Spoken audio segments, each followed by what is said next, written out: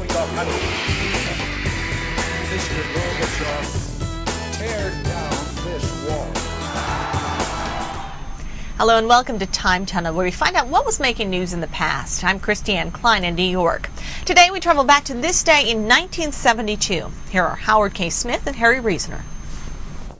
Good evening from ABC News headquarters in Washington. I'm Howard K. Smith.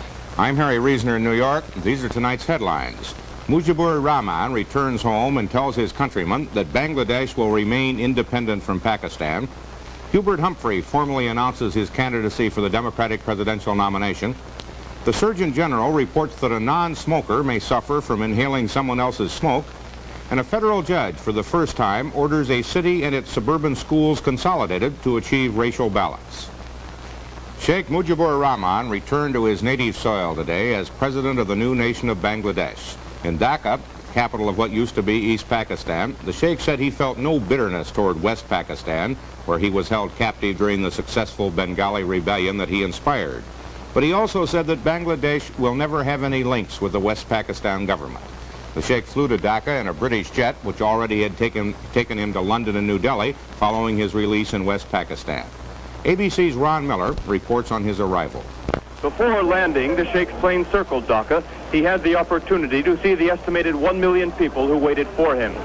Their presence and faith underscoring the implications of the liberation movement Sheikh Mujib launched, a cause to which he devoted his life. Whatever political importance could be attached to the fact that it was a British plane which returned Sheikh Mujib to Dhaka was quickly lost in his emotional airport welcome. The garlands of flowers, the uncontrollable jubilation of the Bengalis, the flying Bangladesh flag, all certify the changes which occurred during the past 9 months, while Sheikh Mujib was in West Pakistani custody. Extensive security precautions were abandoned in the crush to embrace, touch, to just be near the man who symbolizes the Bengalis' successful fight for independence. Finally, the masses had an opportunity to see the one man they hope, they expect, will change their lives now that the war is over. Sheikh Mujib would make a public appearance at the Dhaka racecourse, where, before his arrest, he had promised his people liberation and victory. The loyalty and allegiance these people feel for the Sheikh cannot be questioned. Most observers agree that if Sheikh Mujib has a problem with his followers, it is that they now expect too much of him.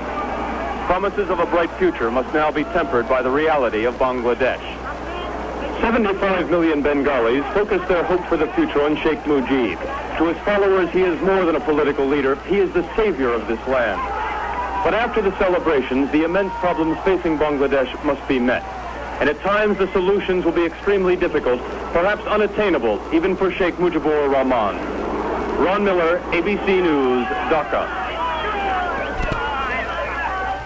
A White House spokesman said today that the possibility of humanitarian aid to Bangladesh is under consideration by the Nixon administration, but that no decision has been reached.